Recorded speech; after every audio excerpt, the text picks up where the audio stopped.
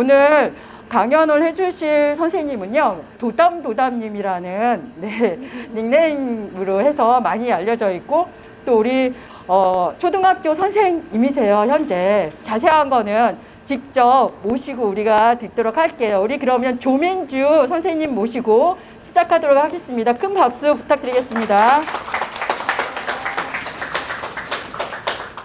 안녕하세요. 네, 저는 제목을 세상을 구하는 먹을거리 식생활 교육이라고 했는데 뭐 재미 보장, 지속 가능성 보장이라고 적었는데요. 재미는 있을지 없을지 한번 두고 보시고요. 오늘 강의 내용은 일단 처음에는 왜 해야 되는지, 왜 우리가 지금 어떤 상황인지 한번 볼게요. 우선 혹시 탄소 중립이라는 말을 아시는 분들 계실까요? 탄소 중립. 선생님 설명해 보시겠어요? 선생님 해주세요. 아, 그래요? 아, 그래요? 확실하죠? 그 탄소 중립은 일단은 온실가스 배출량이랑 흡수량이 같다는 말이에요. 솔직히 막 한글로 적어 놓으면은 선생님들이시더라도 머리가 아프시잖아요. 그래서 공장의 매연 혹은 불, 그러니까 뜨거운 것들, 그리고 가축의 메탄 이외의 이산화탄소들의 배출량이랑 온실가스 흡수량, 자연에서 흡수하는 흡수량이 같아요. 흡수하는 흡수원들은 보통 나무, 숲, 흙, 바다, 빙하 등이 흡수를 합니다. 그래서 이런 것들이 파괴가 되면 흡수량이 줄어들고요. 인간은 계속해서 배출을 늘리고 있어요. 그래서 우리가 탄소 중립을 해야 되는 거는 배출량을 줄이고 흡수량을 늘려야지 탄소 중립이 가능합니다. 근데 좀 이상한 게 있어요. 왜 온실가스 배출량인데 탄소 중립이라고 할까요? 혹시 아시나요? 모르시나요? 자, 보실게요. 온실가스 종류는 크게 6가지가 있어요. 교토의정서에서 1997년에 이미 지정을 해서요. 가장 많은 비중이 바로 이산화탄소, CO2고요. 두 번째는 메탄입니다.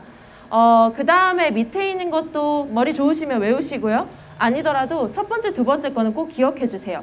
그 이유가 이산화탄소는 거의 배출량이 압도적이에요. 약 70% 이상이라고 이야기를 하는데 메탄은 10 몇 %밖에 되진 않지만 이산화탄소보다 지구를 덮이는, 가열하는 정도가 20배 이상, 크게는 80배까지도 간다고 해요. 연구 결과에 따라 조금 다릅니다. 그래서 이산화탄소가 가장 양이 많아서 탄소 중립이라는 말을 많이 써요. 그래서 실제로 개인이, 사람들이 이용을 하는 게 보통 여기 이산화탄소랑 메탄에 들어와 있습니다. 그리고 중간중간에 사진 찍으시고 싶으시면 찍으셔도 돼요. 저 오늘 초상권 없어요. 그냥 자유롭게 하셔도 되고요. 많이 공유해 주시고요. 저 그런 거 좋아해요. 저희가 실천할 수 있는 일 한번 알아볼게요. 오늘은 식생활에 대해서만 이야기를 할 거예요. 제가 사실 숨겨둔 게 있는데 보통 이렇게 의식주 봉사기부 제한 이런 식으로 강의를 해요. 4타임 혹은 30분 두 타임씩 이렇게 하는데 오늘은 먹거리에 대해서만 이야기를 할 거고요. 네, 그러면 우선 문제점이 있어요. 어떤 문제점이 있는데 왜 우리가 지금 이 자리에 와 있느냐 한번 보겠습니다. 이 영상은 EBS 클립뱅크에서 나온 햄버거 커넥션이라고 하는 영상인데요. 초등학교 6학년 도덕교과서에도 실려 있습니다. 이게 2015 개정 교육과정부터 들어온 걸로 파악이 되는데요. 한번 보실게요. 어떤 문제점이 있는지 영상을 한번 보시겠습니다.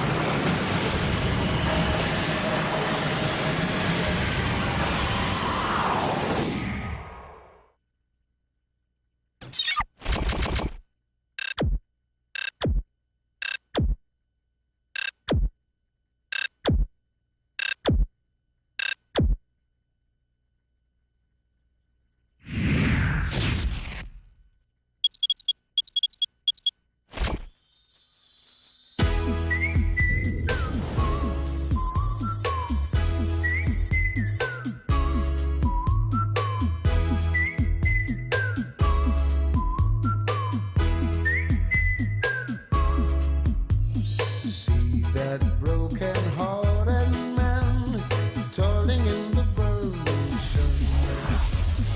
Disappointed African doesn't even overstand. After so many years of sweat and tears, still he's living in fear, wondering if and when he's gonna have his share. But guess what's happening? A new day's dawning. See the black sun's rising. Soon he will be free. See that oldest drunken youth trying his best to know the truth. Why his ancestors have died from those old who robbed and loot. So many years of blood and stain, still he's working in vain, wondering if and when he'll ever have his share. Well, guess what's happening? See a new day's dawning. See a new horizon. Soon he will be free.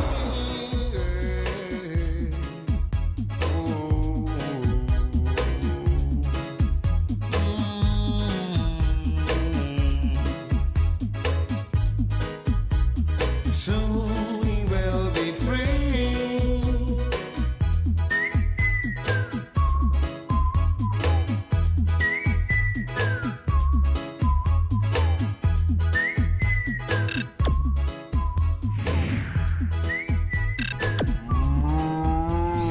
How could life be so unfair?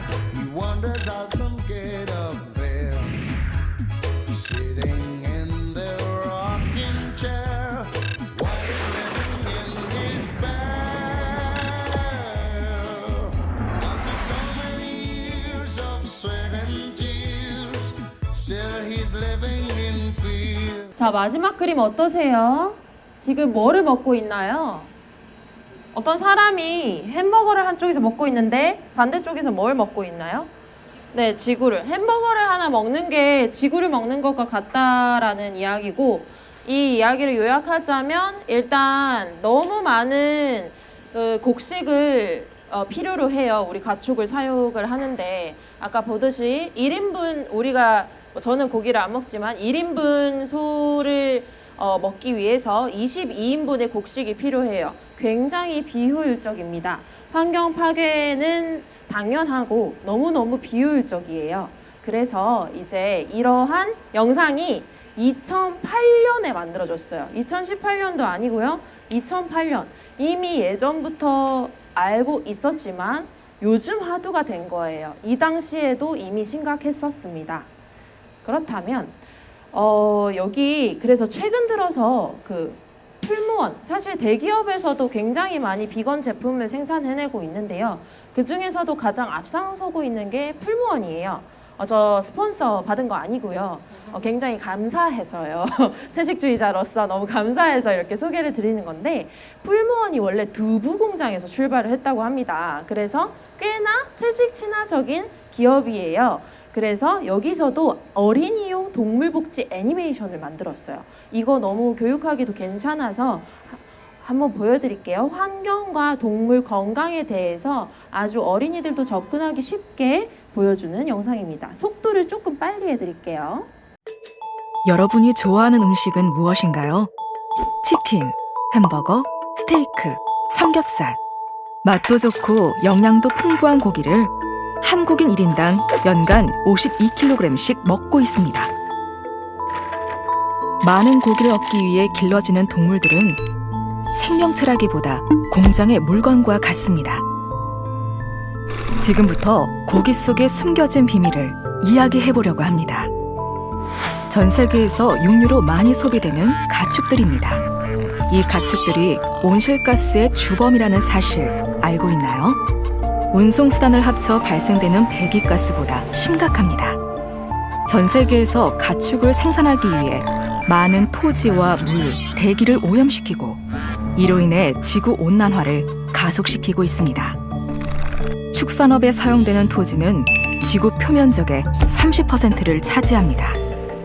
새로운 목장과 농경지를 만들기 위해 산림을 파괴하고 이산화탄소를 흡수하던 나무를 심각하게 훼손하고 있습니다. 물은 어떨까요? 농사와 축산업이 전체 물 사용량의 70%를 차지하고 그중 대부분이 육류 생산을 위해 쓰입니다. 소고기 1kg을 생산하려면 물 4만 리터가 필요하고 이것은 같은 양의 콩 재배보다 20배 많은 양입니다. 왜 이렇게 넓은 토지와 많은 물이 필요할까요? 가축 사육과 가축들이 먹을 곡물 사료를 키우기 위해서입니다. 지구에서 생산하는 곡물의 3분의 1 이상이 가축 사료로 쓰입니다. 전 세계 9천만 마리의 소가 온종일 옥수수를 먹어치우고 있습니다. 하지만 소는 원래 풀을 먹는 동물입니다. 소가 옥수수를 먹으면 소화시키면서 메탄가스를 만듭니다. 메탄가스는 이산화탄소보다 대기의 온도를 더 많이 올리는 역할을 하지요. 놀랍지 않나요? 이건 소의 잘못이 아니라 소고기를 대량 생산하는 우리의 잘못입니다. 고기를 무분별하게 섭취하는 것은 환경뿐 아니라 우리 건강에도 문제를 일으킵니다. 이제 어떻게 해야 할까요? 고기를 아예 먹지 말아야 한다는 것은 아닙니다. 고기를 먹는 횟수를 줄이기만 해도 토양과 수질 오염은 줄어듭니다. 일주일 중 하루만 고기를 먹지 않아도 대기 오염과 물 사용량을 줄이고 뜨거워진 지구의 온도도 낮아질 것입니다. 우리의 작은 선택이 지구 환경과 이웃의 건강에 큰 차이를 가져옵니다. 여러분은 어느 길을 선택하시겠습니까? 온실가스 배출 음식 순위를 보여드릴게요. 자료가 너무너무 많은데 몇 개만 가져왔습니다. 왼쪽에 거는 그린피스고 오른쪽에 거는 뭐 고기 없는 월요일이라는 단체인데요. 가장 위에 거 보시면 돼요. 어떤 게 가장 많이 배출을 하나요? 온실가스를? 네, 이미 아시는 분들도 많으실 텐데 그래서 소를 안 드시는 분들이 조금 늘어나고 있다는 걸 듣긴 들었어요. 아무튼 그래서 소, 양, 치즈 이런 순서대로 온실가스 배출량이 심각해요. 또 이거 말고 또 다른 자료 있어요. 연구 업체마다 다 다른데 압도적으로 많은 건 소고기예요. 그거는 더 이상 부정할 수 없는 사실입니다. 2021년 KBS에서도 방영을 한 번 했어요. 한 번밖에 안 해서 슬퍼요. 계속 해줘야지. 그래서 소고기도 59%나 차지하고요. 그 다음에 양고기, 치즈, 돼지고기. 그러니까 조금 대부분의 항상 온실가스를 가장 많이 배출하는 음식 순위에서 탑 10은 거의 다 동물성 음식이라고 보시면 됩니다. 그중 1위는 소고기고요. 그리고 오른쪽 게 보시면 대중교통이라고 볼 수도 있는데 일단 교통수단, 전 세계에 있는 모든 교통수단을 합친 배기가스 양과 오른쪽에 있는 이 가축들이 내뿜는 메탄가스 양 어느 게 더 많을까요? 가축들이 더 많아요. 이거는 오히려 좀 작은 수치이고요. 실제로 해외에서 연구를 한 거에 그 다양한 자료들을 보면 훨씬 더 많다는 그런 수치도 있어요. 그래서 일단은 우리나라에서 방영한 것만 일단 가져와 봤습니다. 그리고 외국에 이제 Shrink the Footprint라고 해서 탄소 발자국을 전문적으로 이제 추적하는 업체들이 있는데요. 육식을 굉장히 좋아하는 사람과 비건인 사람들을 모두 다 비교했어요. 평균적인 사람, 고기만 안 먹는 사람, 해산물까지 안 먹는 사람, 유제품이랑 난류도 안 먹는 사람 이렇게 해서 비교를 했는데 거의 육식을 너무너무 사랑하는 사람이랑 비건은 매일매일 탄소 발자국이 2배 이상 차이가 나요. 그래서 이거는 너무 많은 연구 결과가 있습니다. 그래서 한번 찾아보시면은 좀 충격적이실 수도 있을 것 같아요. 그리고 이제 여기 옥스퍼드 대학에 따르면 좀 예전에 조사를 했어요. 2014년, 15년에 조사를 했는데 완전 채식 식습관을 하면은 800만 명이 생명을 구할 수 있다. 특히 2050년까지 기아를 살릴 수 있다. 이런 연구 결과까지 나왔다고 해요. 그래서 우리는 이제 조금 어떻게 해야 될 것인지 여러분들께서 좀 선택을 하실 수 있었으면 좋겠어요. 저는 강요를 하는 게 아니고 방향을 좀 제시하러 왔는 사람이에요. 네, 해결책. 사실 일단은 3개 먼저 알려드리고 뒤에 또 3개 알려드릴 거예요. 첫 번째는 뭔지 아시겠어요? 제가 계속 얘기한 거 있잖아요. 뭘까요? 네. 일단은 좀 구체적으로 얘기하면은 채식 위주의 식습관을 가져라 이고요. 두 번째는 로컬 푸드, 지역 음식을 먹어라. 세 번째는 제철 음식을 먹어라 입니다. 그리고 나머지 3개는 또 조금 이따가 보여드릴게요. 자, 우선 이 3개 먼저 보겠습니다. 흔히들 오해를 많이 하세요. 최근에 한 2년 사이에 많이 분위기가 바뀌었지만 그 한 3년 전까지만 해도 너는 풀만 먹니? 라는 질문을 진짜 많이 받았었어요. 그래서 진짜 풀만 먹을까요, 여러분? 아니죠. 요즘 뭐 있죠? 네네네. 그리고 여기 있는 빵들도 다 동물성 제품이 들어가지 않은 비건 빵입니다. 그래서 사실 먹는 게 너무 많아요. 빵도 먹고 밥도 먹고 똑같이 먹는데 동물성만 그냥 뺀 거예요. 빼고 뭐 두부를 더하거나 콩을 더하거나 콩고기를 더하거나 이런 식으로 그냥 대체를 한 건데 사람들은 그냥 완전 그냥 다이어트식이라고 좀 생각을 많이 하시더라고요. 그래서 좀 그런 오해를 바로 잡고 싶어서 말씀을 드렸고, 그리고 대체육을 검색하시면 너무너무 많아요. 요즘에는 그냥 이마트나 대기업에도 너무너무 많죠. 그래서 특히 온라인으로 쉽게 구할 수 있습니다. 물론 너무너무 매일 많이 드시면 이것도 좋지는 않아요, 건강에. 그래도 육류보다는 낫다는 저의 피셜이랍니다. 그래서 오른쪽에 보시면 최근에 먹었던 비건 치킨도 있고요. 그래서 너무너무 잘 나와서 재미있어요. 식감이 되게 재미있어요. 한 번도 느껴보지 못했던 그런 식감들을 시도해 볼 수 있습니다. 그리고 실제로 그 3년 전에 또 많이 들었던 질문 중에 하나가 선생님 라면은 먹어요? 선생님 술은 마셔요? 라는 거였어요. 특히 애들이 선생님 그럼 라면도 안 먹어요? 맨날 이러거든요. 그래서 라면 먹을까요? 안 먹을까요? 먹을 것 같다 손. 안 먹을 것 같다 손. 아무도 없네. 네, 먹긴 먹는데요. 사실 저 최근 한 2달, 3달 동안 안 먹었어요. 그러니까 굳이 안 먹어요. 근데 땡기면 뭘 먹는다? 채식라면 먹는다. 놀랍게도 시중에 20종 정도가 나와 있어요. 제가 링크를 안 올려놨네. 제 블로그에 채식라면 리스트를 제가 정리를 해놨거든요. 약간 정리병이 있어가지고. 그리고 이외에도 요즘 너무 많은 레시피들이 있어요. 이거는 제가 올린, 그러니까 인스타에 올린 레시피들이고요. 요즘 그냥 만 개의 레시피나 유튜브에 비건 레시피, 채식 레시피 치면은 너무너무 많이 올라와 있어요. 그래서 유명하신 분들도 그 백종원 선생님께서도 가끔씩 TV에서 고기 대신 두부로 요리하는 걸 가끔 하시더라고요. 그래서 그래도 아예 안 하는 것보단 낫다고 생각을 해요. 그래서 요즘 이런 레시피들이 굉장히 많이 늘어났습니다. 여러분 혹시 이런 거 많이 보셨나요? 이게 잘 안 보이실 수도 있는데 그 뭐 채식의 유형이나 단계라고 좀 흔히들 말하는 그런 건데요. 저는 어디 있을까요? 어느 단계를 좀 지향하고 있을까요? 혹시 아시나요? 비건? 네, 맞아요. 그런데 사실 우리나라에서 그렇게 쉽지는 않습니다. 그래서 우리나라에서 사실 제일 많은 단계는 여기 페스코 베지테리언인데 왜 그런지 아세요, 혹시? 우리나라의 지리를 조금 생각해 보시겠어요?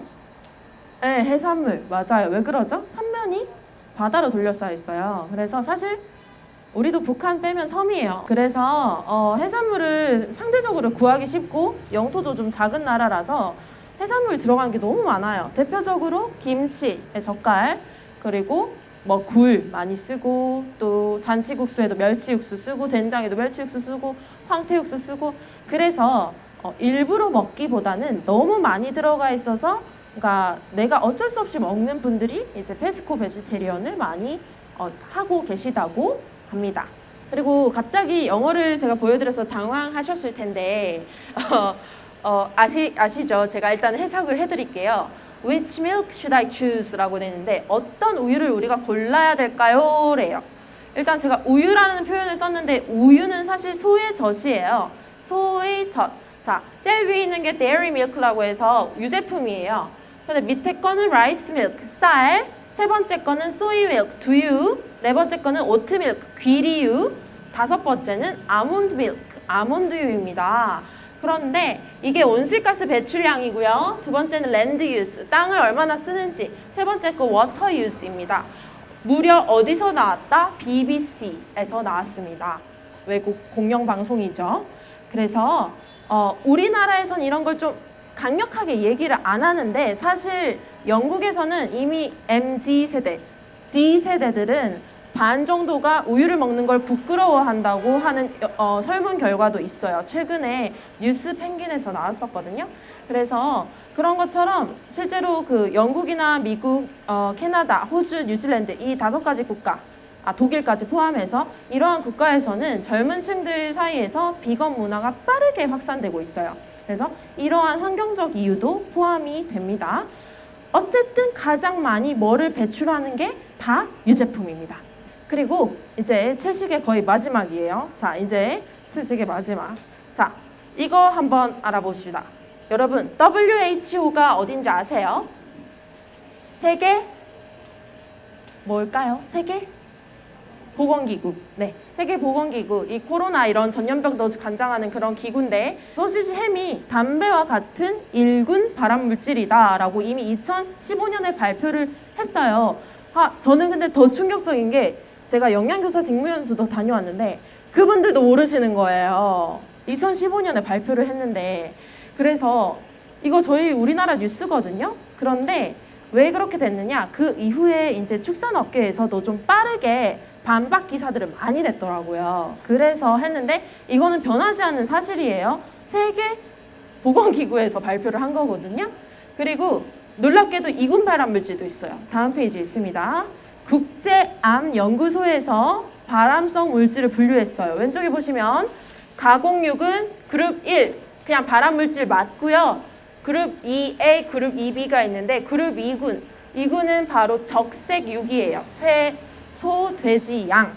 그러니까 백색육, 닭이 아닌 적색육들이 2군 발암물질이라고 해서 발암 추정 물질이에요.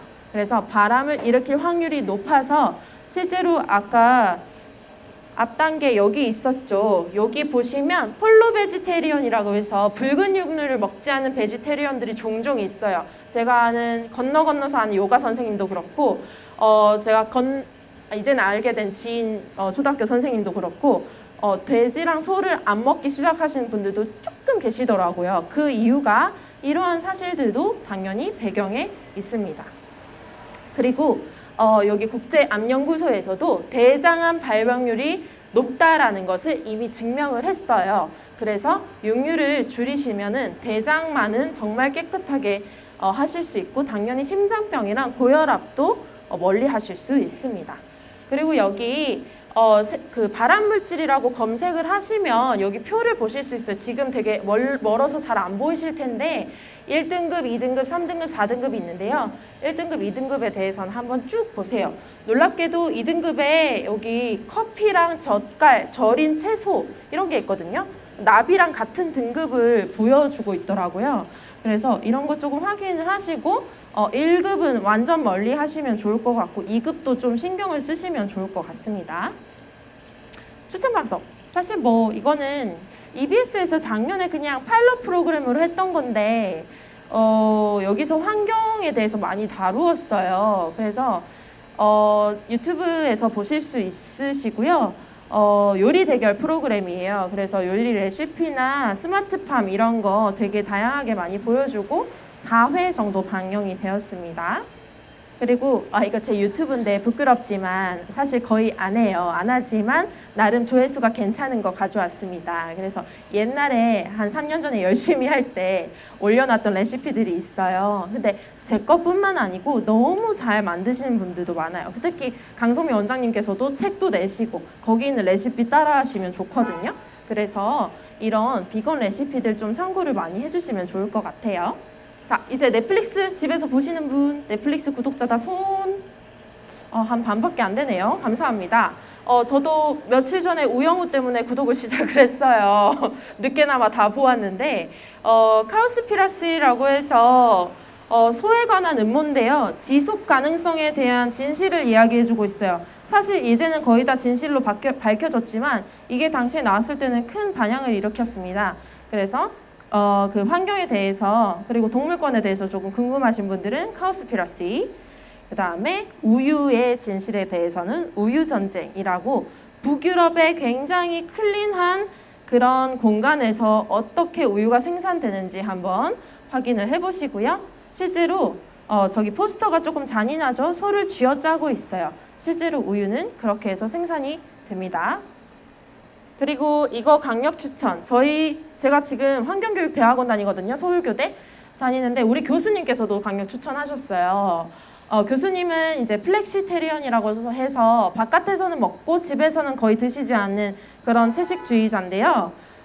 남편이 설득이 안 되더래요. 나는 그래도 죽어도 고기를 먹어야겠어 라고 했는데 동물이고 환경이고 머리 안 들어와요. 여기서 무슨 말을 하는지 아세요? 바로 건강에 대해서 이야기합니다. 남성, 여성뿐만 아니고 그 정력이라고 하죠. 스태미나, 에너지, 그 힘, 거기에 대해서도 연구 결과가 나와 있고요. 이외에도 여기 마라톤 선수, 그리고 세계 제1의 천하상사, 마라톤뿐만 아니고 육상 선수도 있어요. 여기에 있는 이분이 호주에 있는 금메달리스트예요. 육상 선수, 금메달리스트 혹은 뭐 은메달리스트, 메달리스트 채식주의자들을 모아서 연구도 하고 예일대, 하버드대에서 발표도 했습니다. 그래서 그런 내용 때문에 이거를 좀 저는 추천드리고요. 이제 로컬푸드로 넘어갈게요. 로컬푸드 중요성 아시나요? 왜 중요할까요? 로컬푸드는 대놓고 탄소 배출에 도움이 되죠. 왜 그럴까요? 맞아요. 맞아요. 우리나라도 사실 좀 쪼개서 보면은 도어 안에서 그 같은 지역 안에서 나는 상품을 구입하는 게 제일 좋아요. 그런데 미국에서 보면 우리나라는 거기서 거긴 거예요. 우리나라는 다 로컬 푸드래요. 미국은 주 단위가 우리나라보다 큰 데가 있어가지고 그래서 전 세계적으로 보면은 로컬 푸드는 우리는 우리나라 안에서만 생산되는 걸 먹어도 로컬 푸드라고 많이 이야기를 해요. 하지만 더 좋은 거는 각 지역 안에서 경기면 경기, 전라는 전라 가까운 지역에서 생산된 농산물을 이용하는 게 가장 좋습니다. 왜냐하면 비행기랑 배 그리고 자동차가 당연히 탄소 배출뿐만 아니고 오면서 약품 처리를 많이 해요. 뒤에서도 좀 나올 텐데 유기농 얘기하면서 말씀드릴 텐데 약품 처리를 굉장히 많이 합니다. 그래서 건강에도 조금 좋지 않기 때문에 로컬푸드가 굉장히 중요하고요. 특히 이 책은 이제 어린이들 읽으실 수 있어요. 내용이 괜찮거든요.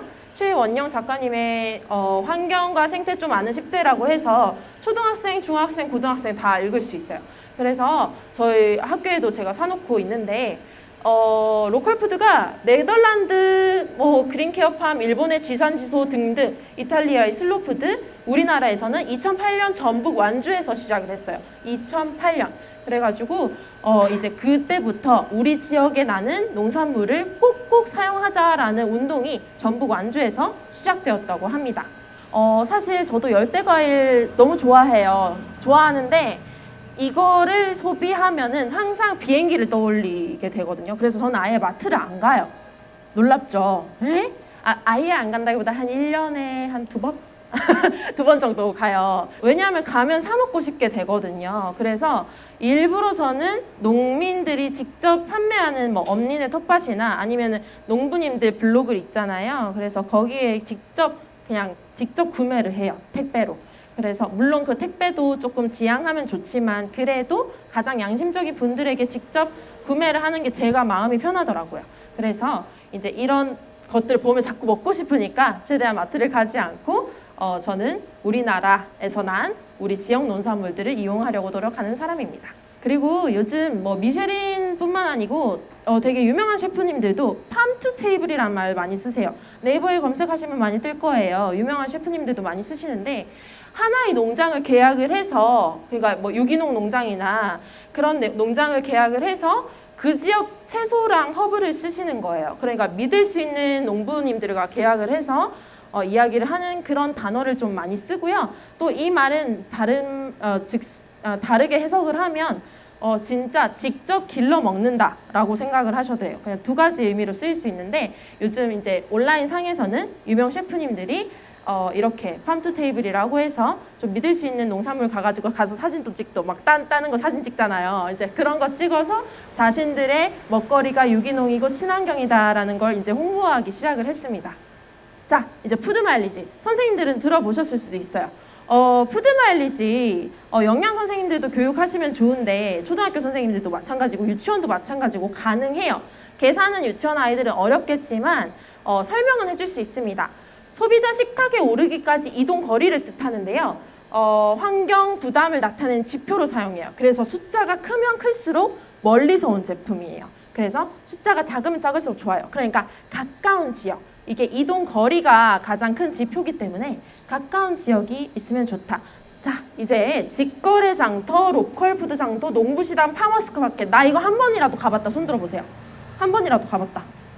한 반 정도 계시네요. 네, 감사합니다.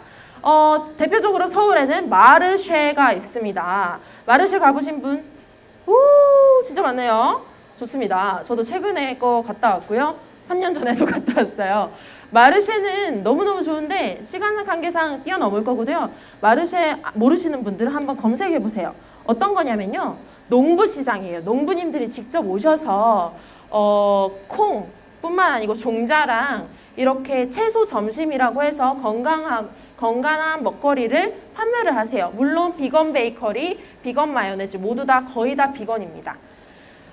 그리고 대구에는 담장이라고도 생겼어요. 작년에 생겼는데요. 이런 식으로 채소를 가져와서 플라스틱이 없이 구매를 할 수 있어요. 한 개만 구매도 가능한 거예요. 그래서 한 달에 한 번 정도 운영을 하고요. 아까 마르쉐는 성수, 합정, 해화, 인사 이렇게 4번 돌아가면서 하는데 그 스케줄은 마르쉐 홈페이지에 나와 있으니까 확인을 하세요. 거의 매주 운영을 하시더라고요.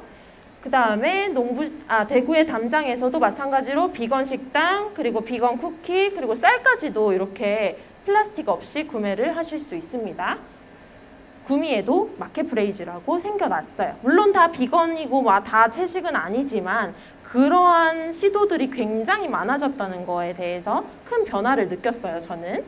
이외에도 저기 먼 전라남도에도 이런 게 생겼어요. 제가 왜 장성을 얘기하느냐? 장성군의 영양교사 선생님들 강의를 하러 갔다 왔었거든요. 그래서 강성은 심지어 아예 이게 관광 상품으로도 개발을 했더라고요. 옐로우시티 장성이라고 해서 수변길에다가 이런 그 로컬푸드 마켓을 설치해 놨어요.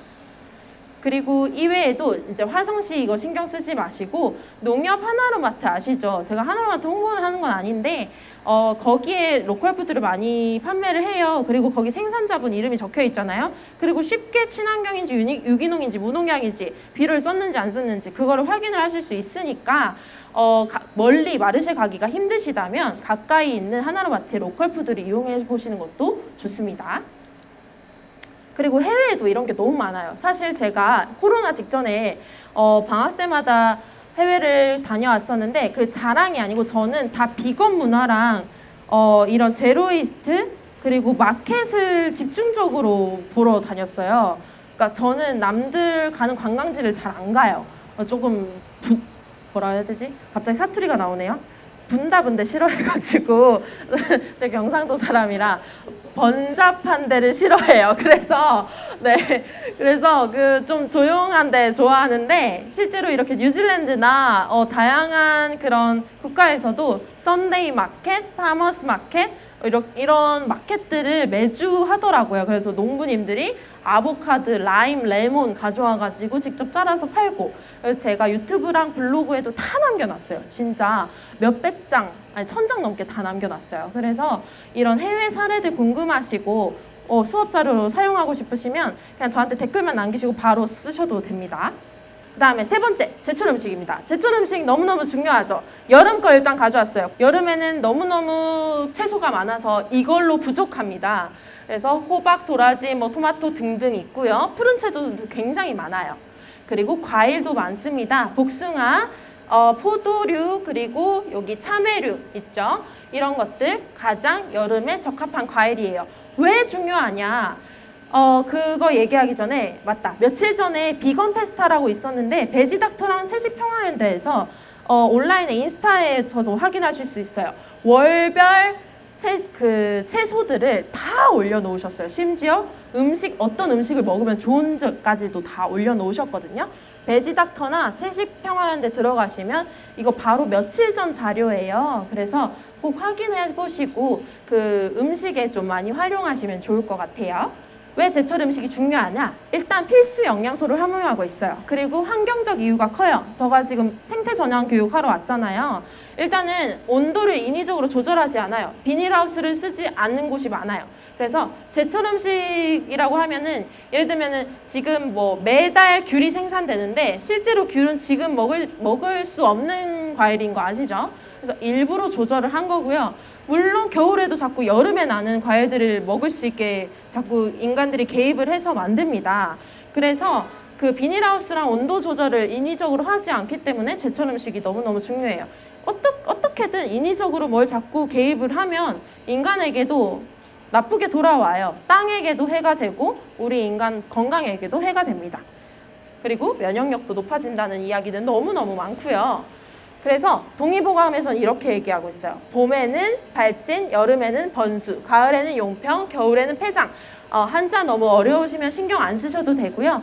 이 사이트 확인하시면 되는데 한의학 융합정보센터라고 있어요. 연구정보센터라고 있는데 봄에는 그러니까 이게 깨어나요. 그래서 모든 식물들이 깨어나기 때문에 에너지가 굉장히 상당합니다. 그때 그러한 음식들, 예를 들면 쑥과 달래 이런 거 있잖아요. 그런 거 먹어주시면 이제 몸에 열이 조금 돌기 시작해요. 몸에 여성들에게도 너무 좋은 음식이고요. 그 다음 여름에는 너무 더울 때 필요한 음식들을 섭취를 하시면 좋고 특히 수분감, 비타민이 많은 과일들 너무 좋고요. 가을, 겨울에는 조금 지치고 사람들이 웅크려들어요. 특히 겨울에는. 그래서 겨울에 병이 많이 생길 수가 있는데 그때 그걸 방지하기 위한 음식들. 그래서 각 제철마다 그게 맞는 음식을 드셔주셔야 건강에도 너무너무 좋습니다. 네이버에도 제철이라고 검색하시면 나와요. 근데 여기서 퀴즈. 자, 혹시 보이실지 모르겠어요. 굴, 사과, 홍합, 꼬막, 배추, 딸기, 두릅, 취나물, 장어, 매실 이렇게 있는데 여기 제철 음식이라 검색하면은 뭐가 없어요. 없는 걸 한번 찾아보시겠어요? 어떤 특정 음식군이 없어요. 네, 육류 맞습니다. 여러분들 너무 똑똑하시네요. 사실 아이들도 맞추거든요. 제철 음식은요. 왜 육류가 없을까요? 육류는 어떻게 생산되나요, 여러분? 어디 가야 돼요? 우리 동물들이 자연스럽게 죽어서 우리가 그걸 먹나요? 아니죠. 도살장으로 갑니다. 그래서 인간의 인위적 개입도 육류는 모두 다 인간이 인위적으로 개입하는 거예요. 물론 요즘 대부분 굴이랑 뭐 연어도 그렇고 양식을 너무 많이 해요. 이것도 제철이라고 보기 힘든데 그래서 저는 채식을 하지만 일단은 건강적인 이유 그리고 인위적 개입을 하지 않는 걸로 치자면은 채식이 최고다라고 이야기를 할 수 있고요. 일단은 육류를 그거를 한번 생각하시면 돼요. 제철만 생각해도 일단은 육류는 배제하게 됩니다. 그거는 왜냐하면 인간이 일부러 키워서 일부러 죽이기 때문이에요. 자, 이제 또 나머지 3가지 이제 말씀드릴 건데요. 문제점들을 먼저 말씀드릴 거예요. 문제점, 어떤 문제점이 있느냐? 첫 번째, 음식물 쓰레기. 학교에서 계시는 분들 너무너무 많이 아실 거라 생각이 들어요. 저는 지방에서는 급식실에서 먹어서 이 정도인 줄 몰랐는데 저희 지금 학교에서는 서울에 왔더니 반마다 배식을 해주시더라고요. 그러니까 배식차가 와서 반마다 놓고 가요. 그러니까 쓰레기가 상상 초월이에요. 매일매일. 아이들이 너무너무 많이 남겨요. 그리고 항상 여분을 주셔가지고 더 많이 남기더라고요. 그리고 영상 이거 보진 않을 건데 이분 누구죠? 타일러 씨. 타일러 씨가 사실 채식주의자는 아닌데요. 채식을 했었는데 여기서 지금 채식을 얘기하는 게 아니고 음식물 쓰레기의 문제점을 이야기하는데요. 이 타일러 씨가 너무너무 우리나라에서 다 마음에 들었는데 한 가지 정말 이해가 안 되는 게 있었대요. 뭔지 아세요? 일단 전통 문화예요. 약간 전통 문화랑 관련이 있어요. 음식과 관련이 있습니다. 상다리가 부러질 정도로 차린다. 그게 이해가 안 됐대요. 왜냐하면 푸짐해서 보기는 좋지만 이게 다 쓰레기가 되잖아요. 그래서 우리 타일러 씨는 환경운동가예요. 그러면서 이게 가장 이해가 안 됐다고 해요. 그래서 냉장고 다이어트를 당장 시작하라고 여기서 제안을 하십니다. 여러분들도 집에 가셔서 자꾸 마트 기웃거리지 마시고 집에 있는 것부터 빨리 없애세요. 아시겠죠? 네, 냉장고 파기 맞아요. 냉털 볶음밥도 너무 맛있거든요. 그래서 냉장고를 좀 처리해 주시면 좋을 것 같습니다. 그리고 이제 숫자로 보여드리면은 우리나라 전체 2020년 기준에는 음식물 낭비 비용이 연간 20조 원, 음식물 쓰레기 연간 처리 비용이 8천억 원. 제가 정말 작은 학교에 있었거든요. 한 150명 정도 있던 학교예요. 지금 말고요. 지금은 한 학년에 150명인데 예전에는 전체 학교가 150명이었어요. 초등학교가.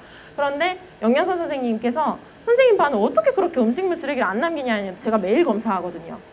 모든 아이들을. 그래서 좀 지독하게 검사를 해요. 그래서 애들이 처음에 좀 울기도 하는데 나중에는 당연히 보상을 주기 때문에 아이들이 즐겨합니다. 일단은 그걸 말씀드린 이유가 제가 여쭤봤어요. 도대체 음식물 처리 비용이 얼마나 나오냐. 일단은 이 정도 150명 정도 규모에서는 한 달에 10만 원 이상이라고 보면 돼요. 150명 정도 규모. 그러면 지금 각자 학교 선생님들이나 혹시 기관에 계시면은 그걸 생각을 해보세요. 곱하기 얼마를 해야 되는지. 그럼 1년에 도대체 학교에서 이 정도 얼마나 써야 되는지 음식물 처리 비용으로 그게 이제 나오실 거거든요. 근데 이게 저희 학교는 적은 거였어요. 왜냐하면 우리 반이 안 남기거든요. 그래서 물론 생산도 저는 또 급식도 안 먹거든요. 그래서 저도 안 먹지 우리 반 애들은 안 남기지. 그러니까 선생님한테 너무 신기하다고 이렇게 얘기를 하는데 실제로 다른 반 안 그래요. 검사도 안 하시고요. 정말 많이 남기고요. 그래서 저희 학교가 좀 옛날 학교가 좀 적게 남기는 거라고 생각을 하시면 되고요. 실제는 너무너무 많이 남깁니다. 사료 처리 과정 보시면은 음식물 쓰레기 진짜 심각하구나 보실 텐데 짧은 영상이니까 잠깐 보여드릴게요.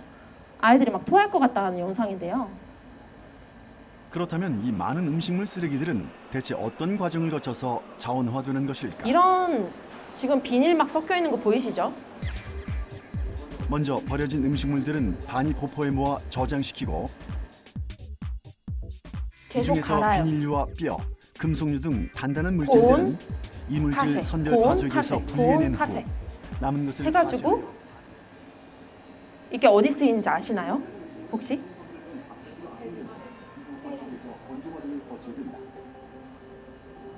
네. 고온 건조를 거쳐서 결국에는 양계 사료로 갑니다.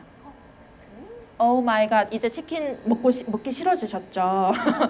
닭과 오리들의 사료로 이용돼요. 물론 돼지랑 소도 이용될 수 있겠지만 이 영상에서는 닭과 오리에 쓰인다고 직접 여기 적혀 있죠? 양계 사료의 원료로 2~3% 이용되는 원료입니다. 입자가 아주 고와가지고 냄새도 안 나고 부드럽다고 자랑을 하시고 계세요. 물론 그거는 당연히 이 업체에서 당연히 필요한 자원일 수도 있지만 저는 이 업체를 잘 모르지만 일단은 여러분들이 혹시나 치킨이나 오리를 드신다면은 이런 거를 먹고 자란 아이들을 드시고 계신 거예요. 다음. 여긴 2번째 적혀있지만 실제로는 이제 5번째 못난이 농산물입니다. 못난이 농산물 들어보신 분 여기 왜 이렇게 많으세요? 이미 너무 잘하고 계시는 거 아니에요? 자, 가치없이 버려진 이슬실 시체 이 영상 하나 보실게요. 앞에 보이는 거는 당근입니다. 제가 친환경 농법으로 자라서 생긴 검은 점이 있어요. 건강에 나쁜 점도 아닌데 이것 때문에 제 가치를 인정 안 해주더라고요. 저도 모양이 굽어서 땅에 그대로 묻힐 뻔했어요. 일명 못난이 농산물. 제각기 다른 모습 탓에 상품이 되지 못하고 버려지는 농산물입니다. 2013년 한 해 세계에서 발생한 못난이 농산물은 무려 13억 톤에 달한다고 합니다. 전 세계 음식물 소비량의 3분의 1 수준이죠. 국내에서는 아직 정확한 조사가 이뤄지지 않았지만 생산량의 10%가 폐기되는 경우부터 절반이 버려지는 경우 등 재배한 농작물 상당수가 못난이라 버려지고 있습니다. 왜 이런 일이 생기냐면 농산물은 모양과 크기 등 주로 겉모습을 기준으로 등급이 결정됩니다. 그래서 맛과 영양에선 차이가 적어도 상품 가치를 인정받지 못한 못난이 농산물이 생길 수밖에 없는 거죠. 농산물은 가공품이 아니거든요. 땅에서 나오고 뭐 열매로 매달리는 거기 때문에 모양이 일정치는 않습니다. 문제는 이렇게 버려지는 농산물이 환경에도 나쁜 영향을 끼친다는 겁니다.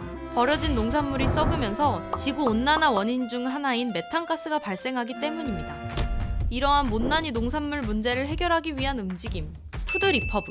상품성이 떨어지는 농산물로 식품을 만드는 등 버려지는 농산물 양을 줄이는 걸 목표로 하는데요. 2014년 프랑스에서 처음 시작된 이 움직임은 국내에서도 점점 늘고 있습니다. 이 일을 시작을 하면서 설득을 많이 해야 할 거라고 생각을 했었어요. 기존에는 워낙 접해보지 못했었기 때문에. 근데 오히려 소비자님들께서 저희보다 더 분개해 주시기도 하고 기꺼이 소비를 하겠다고 발벗고 나서 주시고 있는 상황이에요. 못생겼든 안 못생겼든 모든 농산물이 쓰레기가 아니라 맛있는 음식이 될 수 있도록 이런 움직임이 더 폭넓게 환영받았으면 좋겠습니다. 조금 못생겼을 뿐 맛도 영양도 부족하지 않으니까요. 못난이 농산물 화이팅! 마지막 말 되게 좋아해요. 못난이 농산물 화이팅! 우리 농산물도 다 화이팅입니다. 자, 마지막입니다. 화학비료, 농약, 제초제 문제점. 자, 이제 오늘의 뭐 핵심일 수도 있는데요. 처음 핵심은 채식이고 두 번째 핵심은 이제 바로 유기농인데요. 지금 여기 유기농 아카데미 뒤에 보이시죠? 여기 주최하는 게 바로 사단법인 유기농 문화센터와 세계 유기농 산업 엑스포입니다. 화학 비료와 농약, 제초제를 많이 쓰면 어떤 게 안 좋은지 혹시 아시나요? 땅이 어떻게 되는지 아시나요? 네. 그리고 탄소랑도 연관이 있어요. 뭐 영상을 두 개 있어서 하나만 보여드릴까 하는데요. 일단은 여기 그 약을 많이 쓰면요. 원래 땅은 탄소를 흡수할 수 있어요. 흙을. 그런데 탄소를 흡수할 수 있는 비중이 줄어듭니다. 이 약과 다양한 그 화학 비료와 농약, 제초제 때문에. 그래서 이걸 안 쓰는 게 우리 탄소의 그 탄소 흡수에도 탄소 중립에도 도움이 된다.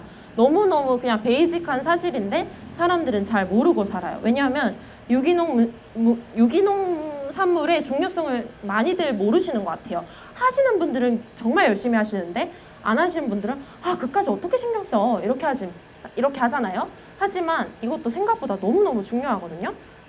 요거 영상 말고 다음 거를 보여드릴게요. 여기 괴산 세계 유기농 문화 엑스포에서 이야기를 하는 건데요. 어떻게 지구 환경과 관련이 있고 여기서 어떤 행사들을 하는지 보여드리겠습니다. 인류의 욕심으로 지구는 고통받고 있습니다.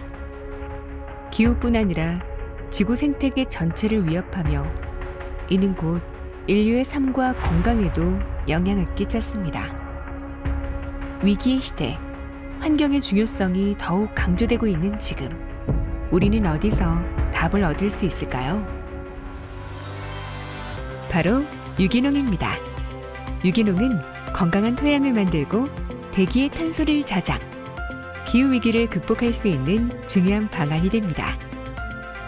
모든 생명체가 조화롭게 살아갈 수 있는 유기농은 합성물질을 사용하지 않기 때문에 지구를, 나를, 모두를 위한 방법입니다. 2015년 유기농 분야 세계 최초 국제 엑스포를 유치, 성공리에 개최한 이후 7년 만에 2022 괴산 세계 유기농 산업 엑스포를 다시 개최하게 된 충북 괴산은 유기농의 과거와 현재, 미래를 아우르는 다양한 랜드마크를 보유하여 국가 브랜드 친환경 유기농업 도시 부문 10회 연속 대상을 수상하였습니다. 직접 참여하며 즐길 수 있는 실천 엑스포로서 여러분을 만날 준비를 하고 있습니다. 생활 속 유기농의 중요성과 실천 방향을 제시하는 주제 전시, 유기농의 세계화를 내다볼 수 있는 산업 전시, 스마트한 농업을 보여주며 유기농업의 미래상을 제시하는 야외 전시와 체험 전시, 오프라인을 넘어 메타버스 세계에서도 만날 수 있는 2022 괴산 세계 유기농 산업 엑스포에선 온 가족이 즐길 수 있는 다채로운 체험 프로그램을 선보일 예정입니다. 괴산 세계 유기농 산업 엑스포, 유기농이 여는 건강한 세상으로 여러분을 초대합니다. 2022 괴산 세계 유기농 산업 엑스포, 충북 괴산에서 만나요. 그래서 제가 식생활 교육에 관심이 너무 많아서 공부를 많이 했었는데요. 유기농 진짜 중요하죠. 유기농은 일단 화학 비료랑 합성 농약을 쓰지 않는 게 바로 유기농이고요. 그다음 무농약. 합성 농약은 쓰지 않아요. 말 그대로 무농약인데 비료는 사용해요. 비료는 3분의 1 이하로만 사용을 하고요.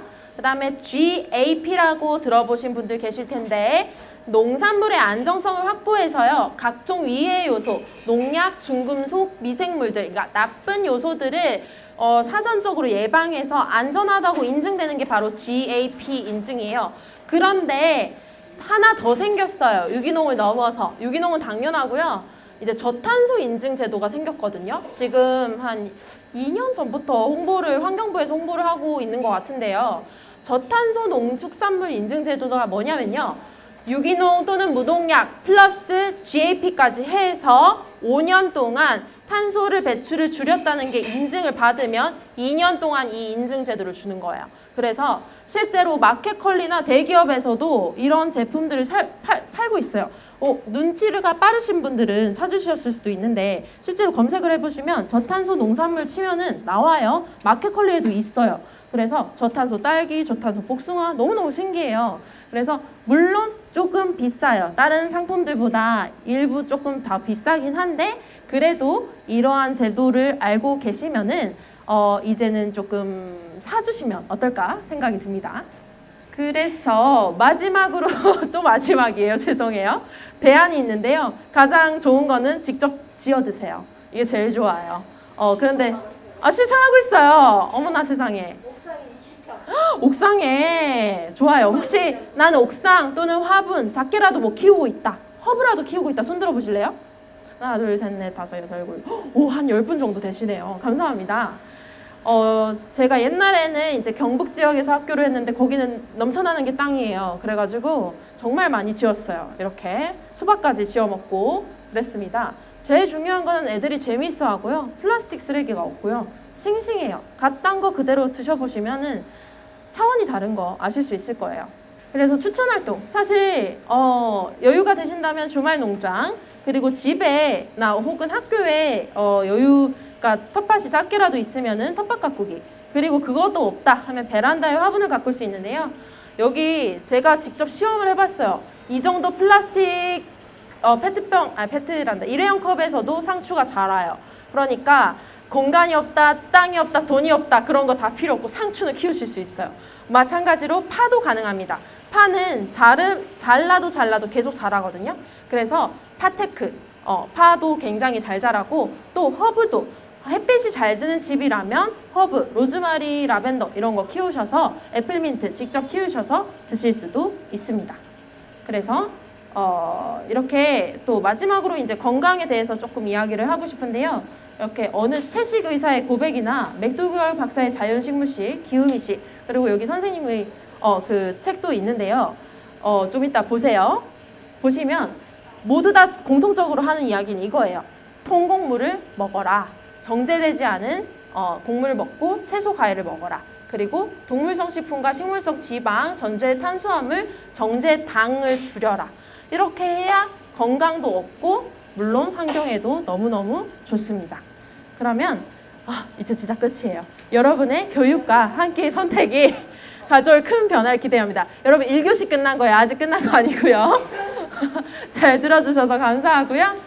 제 SNS는 이렇게 있는데 제가 좀 이따 뭐 명함도 있는데 필요하시면 가져가셔도 됩니다. 며칠 전에 팠어요. 그래서 저의 명함을 한번 구경해 보시고 싶으신 분들은 가져가셔도 되고요. 여기 질문 및 소감 여기 스캔을 하시면 그냥 로그인 없이 쓰실 수 있어요. 저의 강의가 좀 인상 깊었거나 나 오늘 뭐 하나는 바꿔보겠다라는 마음이 드신 분들은 여기에다가 진심 어린 소감을 부탁드립니다. 피드백도 감사하게 받겠습니다. 그러면 일단 1교시 마치고요. 감사합니다.